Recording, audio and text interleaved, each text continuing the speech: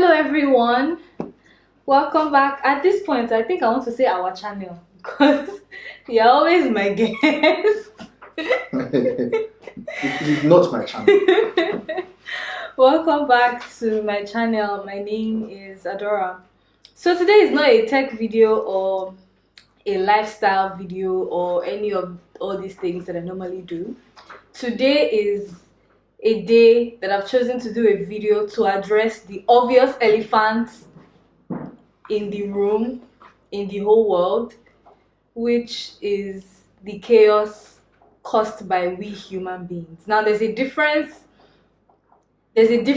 with, okay, let's look at, like, what's this place, Eastern Africa and Middle East, for example, that has locusts sometimes.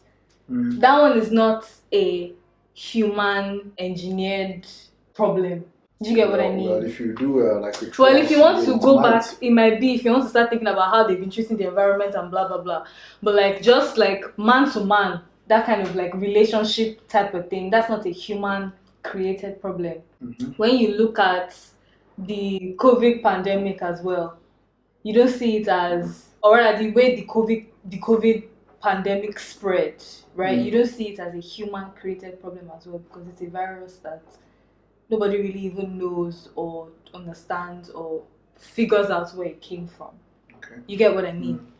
But things like, you know, people assaulting each other, police brutality, people raping people, people beating people, people gossiping about people, people poisoning people, killing people, all these bad things that happen, it's we as human beings that do these type of things to each other.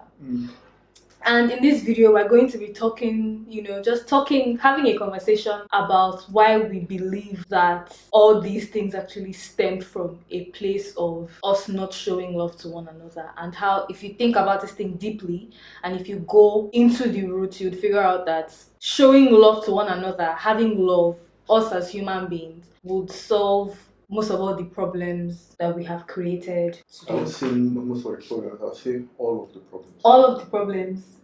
Okay.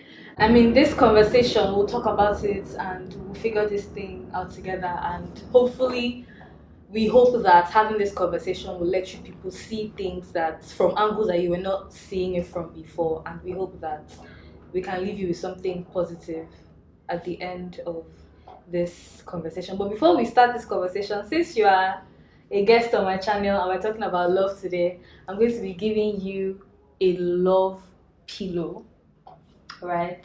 I'm going to be giving you What am I going to use this for? Thank you. It's just a small pillow. It's a souvenir, right? It's yours to have and play with, or just to keep and say I gave it to you. Yeah. I'll use it to sleep maybe one day. Yeah. With your big head on this small pillow. Please, if you are watching this video, if you want to leave a comment, please make sure that at least you have watched this video to like a reasonable amount of time before you hear something that maybe like we say and you've not even properly understood it, but you know, with your fingers, go to the comment section and start typing something. I will delete it. Let's talk about last week.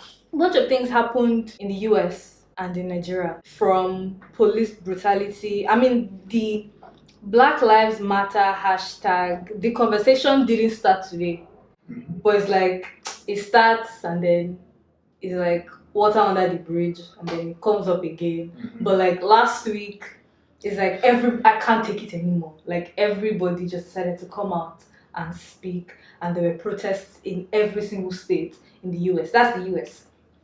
Come down to our motherland. Last week, there were many girls that were raped that got into the news. But there was Tina that was killed by a police.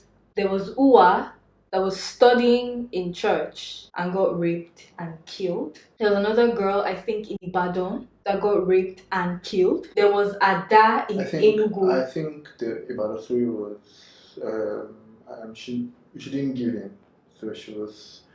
And the rapist tried to rape her, and then I think she resisted and she was killed. And she was killed. Oh wow. I don't think she was raped. I don't know. And then there's Ada in Enugu that was raped. And then there's this small girl, the 4-year-old girl that was raped by her teacher.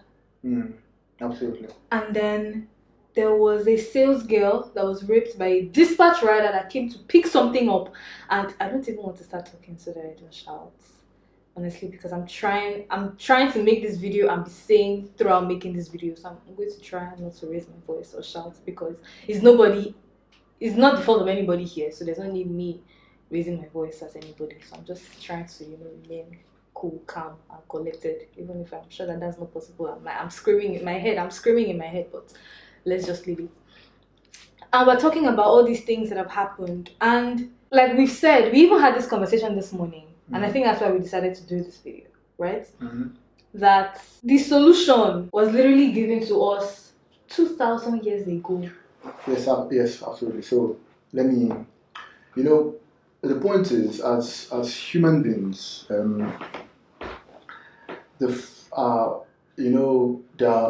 there are many things that are like gifts and curses. So will I say I've spent so much time of my life in school. It's not even up to 3 years ago I had my master's degree. The solution to this is not in any book. You won't learn this thing in the classroom. You won't learn all these things in reading journals and from conferences. The truth is in the Bible, and it's quite humbling to know that in the end you don't know anything. And the person who doesn't even have a degree came to the world as a man. They say he's the Son of God. So some of us believe in him, some of us don't believe in him. Whatever it is, I think Jesus or Yeshua gave us the solution 2,000 something years ago, and that Yeshua is Jesus in what language? I think it's Greek or.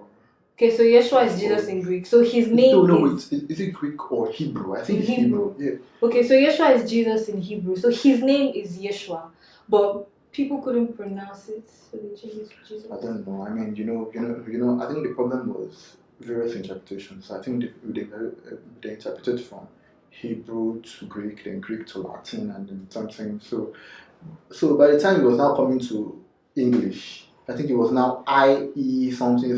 So they just found a way to just give the guy Jesus.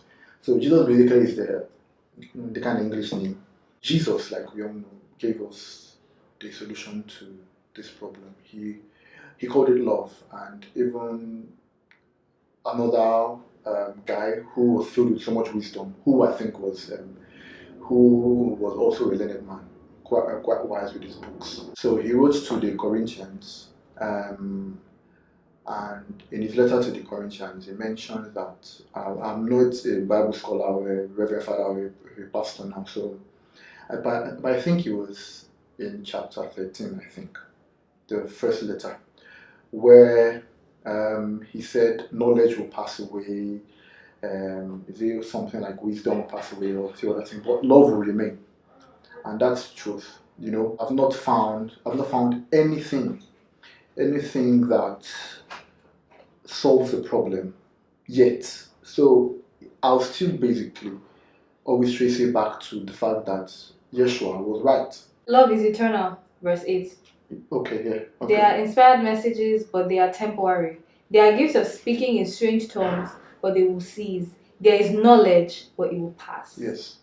But love is eternal. Love is eternal. That's 1 Corinthians 13, verse 8. That's what baffles me, because mankind in 2020 has still not realized that the way we are going about this thing is like cutting out a branch, not dealing with it from the root. Rape is a branch of the tree, right? Racism is another branch of the tree. Scam is another branch. Scam is a branch of the tree. Murder is another branch. Is a branch. Armed robbery is another branch. Right. But for this conversation, because of everything currently going on, let's try and tailor it to more racism and rape. I have read or I've seen a few of people who have come out to make sense. They said, okay, let us teach the boy child to seek consent and to not rape a girl, right? And guess what? That's a very, very fantastic word. That's a very fantastic suggestion.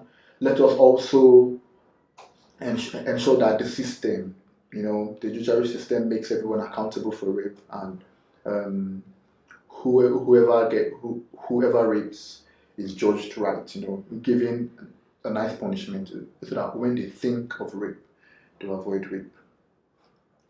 But I have like a few things to just throw in, right? Because how sustainable are all these things? That's my question. If we teach the boy child to not rape, right, will we also go and teach the policemen not to kill? As Jesus has said, love your neighbor as I have loved you. As God has said, love your neighbor as I have loved you. I mean, the 10 commandments are pretty easy nowadays. Like, it's divided into two.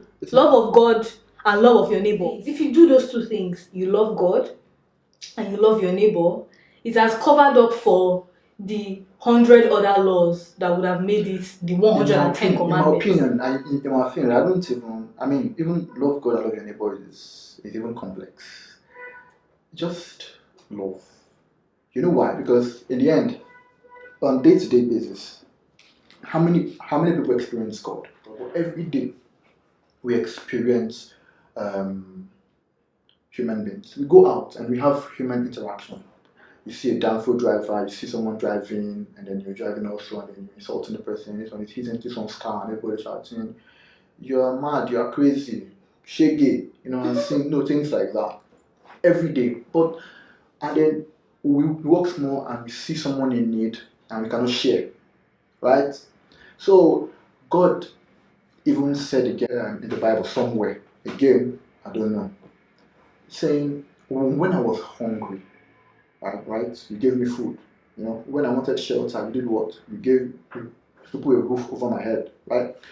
Now, that was not even to God, but that was to man. But in doing it to man, you do it to God. To God. So basically, if every day of your life you wake up and then you show love, you'll be fine. The point is, we are looking at this from, let's say, logic. Yeah, from logic, right? Yes, logic. But not from that heavenly wisdom that Yeshua used to speak. When you are logical, you are making sense because you have gone to school, you are smart, you are intelligent. But that same intelligence of man, God laughs. God even laughs. It's like, because even after 2,000 years, we still cannot understand. So let me go back to what I was saying before. I think you come short. Yeah, in these branches of the tree that I was talking about, if we teach every young man to not rape, and we teach every police officer to not to not kill people, and then we teach our fellow young men to not scam. We teach married men to not cheat. Before you know, we are having too many master classes. But imagine if you just go to the root and teach every human how to love. Agape love, by the way, not romantic. Yes, agape love. Before you'll be thinking is to buy your neighbor flowers that we're talking about. That's not what we're talking about here. Yes. When a child comes to the world, like, he smiles, he opens his eyes, he sees it's a beautiful world. And he's smiling, he's laughing, he sees his mom. Oh, beautiful woman, beautiful dad, beautiful father, beautiful man. Everything around him is, he's so innocent. What we begin to feed, what you start seeing, hearing, all those things are part of the crazy system that we have made for ourselves, because there's hatred in the world. There's no love. So let's go back to the girl in Benin who was raped in the church. I find that story really annoying. Heartbreaking. Because there is nothing you want to say. The reason why a girl will get raped in 1950, 1980, 2020, 2050, 2780 is because the man is a rapist. Ma'am. It has nothing to do with that the girl was wearing mini skirts or whatever, or that she was alone, right? It has nothing to do with all that. The point is that, first of all, the guy is a beast. Or rather, they are. I don't know how many of them. They are beasts. He has raped. He has killed. He has killed. And everything in a church. Like, don't you even have the fear of God. Like, there's so many things now that are wrong with what he has done. And I want to say something as well. I want to add something to what he has said about love. Let's now take some of the branches of the tree. Let's look at rape. If you loved your neighbor, you wouldn't want to violate the person, inflict that kind of pain. It damages her. Damages her for damages the woman, and you wouldn't want to do that to somebody that you claim to love, right? If you loved your neighbor as well, you wouldn't look at the person and because of their skin color, write them off, or choose to kill them, or choose to not give them opportunities that you would give other people that had the same color as you, right? If you loved, let's even look at armed robbers as well. We talked about this morning as well. Yeah. Why do people rob? Because they are filled with so much hate as per revenge, or they are hungry. The ones that are filled with so much hate, if you remove that hate and fill that hate and fill the void that hate leaves with love, they won't rob, they won't kill, they won't be hired assassins, they won't do all of that stuff. Let's use Rattlesnake for example now. Now went back to go and kill this guy because of, you get, everything that had happened, and because he just hated Odinaka, right? Yeah. Hated Odinaka so much, and he's like, see, you killed my father, you took my mother, you have to go. But if Odinaka did not create that space for hatred to creep in, yes, exactly, that wouldn't have happened. Now that's the hatred part. Now the second part that will make somebody an armed robber or whatever is hunger. And if we attack it from the root, we'll realize that they are hungry because the people that are supposed to allocate resources to these different states, to these different parts of the world, are sitting on resources that are meant for thousands, millions of people. Sitting on those resources. Yeah. And because of that, I mean, it shows that they have no regard for their neighbors. They have no regard for people that are not one of them. Yeah, and if you love people, like you said, with love, you want to share. Yes, you will cancel greed. You want to share. And if we all share, we won't have this problem. One thing I want to say is we should try and teach love to our kids, in our circles, to our friends, to our neighbors, to our families. And when we teach love, we should also promote knowledge sharing.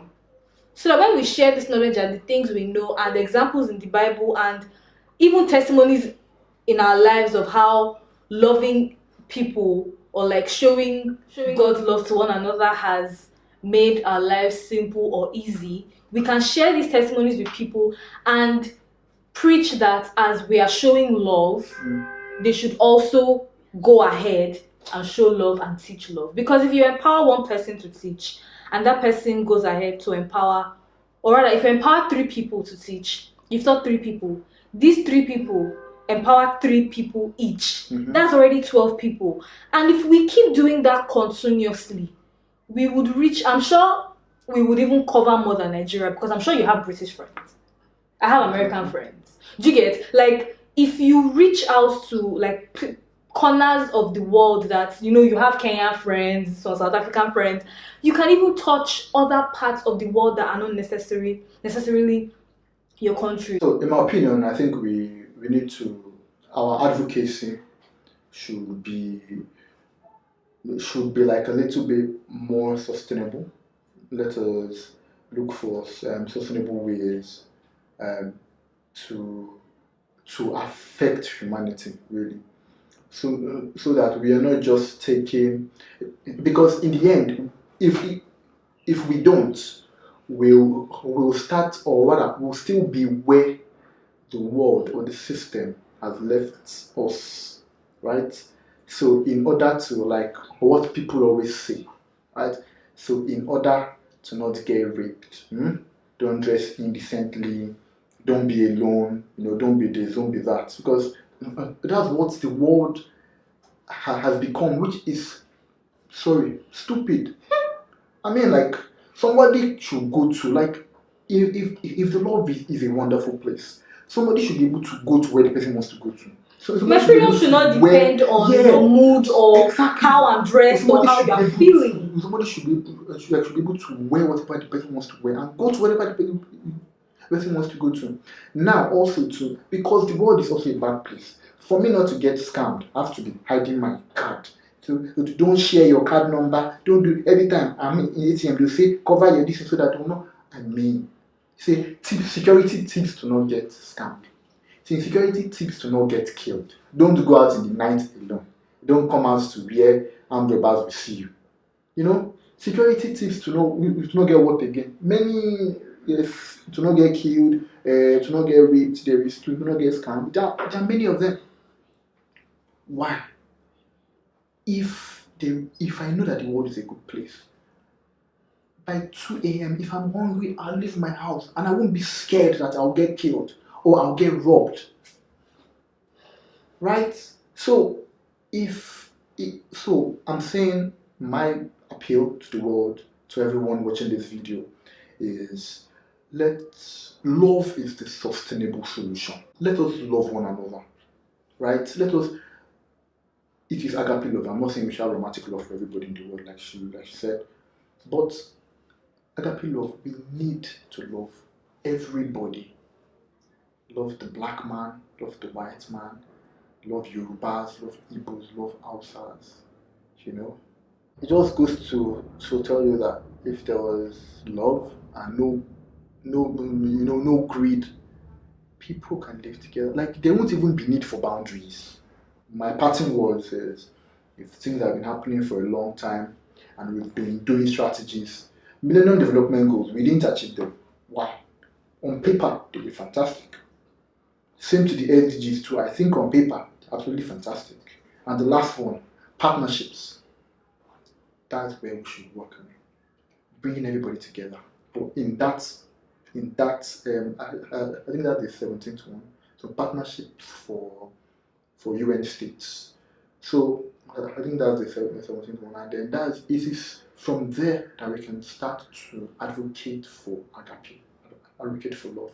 And I'm sure that if we do this for 50 years, I'm sure that obviously it's a gradual process. Don't expect to start preaching love today and then by next week the whole world has changed, and if it doesn't change now, you'll not come back and be shouting. All these things take time, right? The Nelson Mandela example. Yeah. South Africa has been in a mess even before Mandela was born. He was born, he met it, he did gra, he went to jail, he came out, they're still in that mess. And he came out a wise man. He discovered that he's not fighting and carrying placards up and down that will do it. He discovered that it was about wisdom and love. And that was basically what he did. So he was already negotiating from his what was that prison again? The one that he was in the house. So he was already negotiating from there. And then before you know it, a black man could actually become president. So it takes time, and if we can advocate for the right things, then we'll get there someday. Thank you so much for watching this video till the end. Please don't forget to share this video. This is not a tech video. Share this video to anybody you can share it to. Share this video to everybody you can share it to. Talk about love, preach love. When you share this video, and you are able to convince people that love can fix the world and love can heal the world, please also let them know that they should go ahead and teach love to everybody around them, and they should teach the people that they teach love to teach love to others that they can't reach, and that way we would reach everybody. So if you like this video, please subscribe to how do you say that? Give it a thumbs up and subscribe. So I think this subscribe button is somewhere here. So you can't be a YouTuber. I cannot be a YouTuber. But yeah, thank you so much, and I will see you in my next video where I'll be talking about tech or career or anything else that is not bad stuff. Well, this That is wasn't a not- video about bad stuff, That is but not, or rather, that is not sad. that's not sad. Yeah. Thank you. Bye.